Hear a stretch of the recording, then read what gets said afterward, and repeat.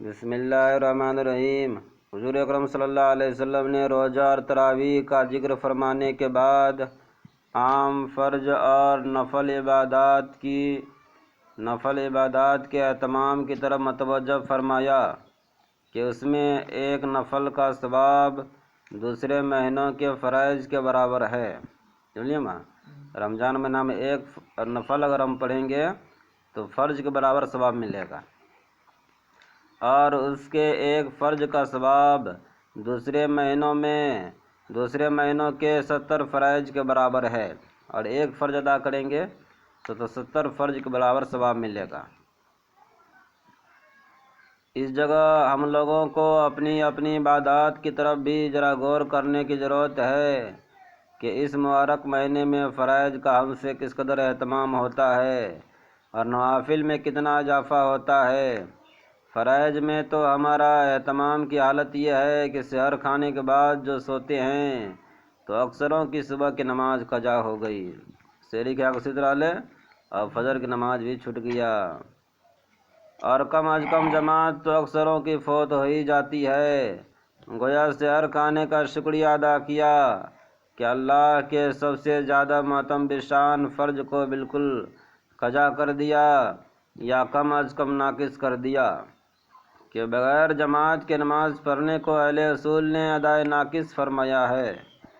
اور حضور اکرم صلی اللہ علیہ وسلم کا تو ایک جگہ ارشاد ہے کہ مسجد کے قریب رہنے والوں کی تو گویا نماز بغیر مسجد کے ہوتی ہی نہیں۔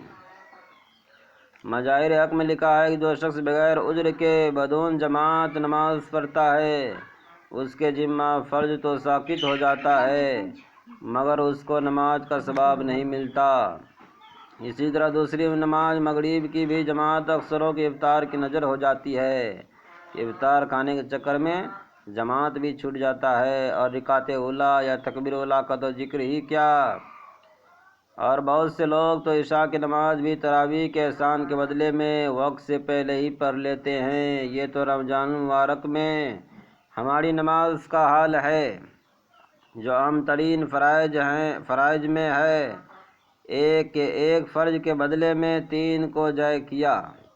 یہ تو اکثر ہیں، ورنہ جہر کی نماز کل اللہ کی نظر اور عصر کی جماعت افطاری کا سامان خریدنے کی نظر ہوتے ہوئے آنکھوں سے دیکھا گیا ہے۔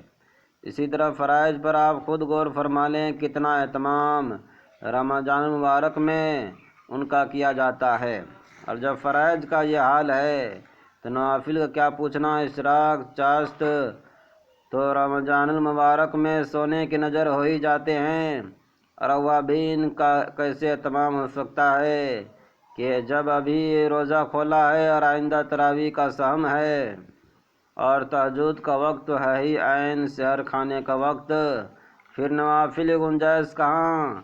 لیکن یہ سب باتیں بے توجہی اور نہ کرنے کی ہیں، تو ہی نہ چاہے تو باتیں ہزار ہیں۔ کتنے ہی اللہ کے بندے ہیں جن کے لیے انہی اوقات میں سب چیزوں کی گنجائش نکل آتی ہے۔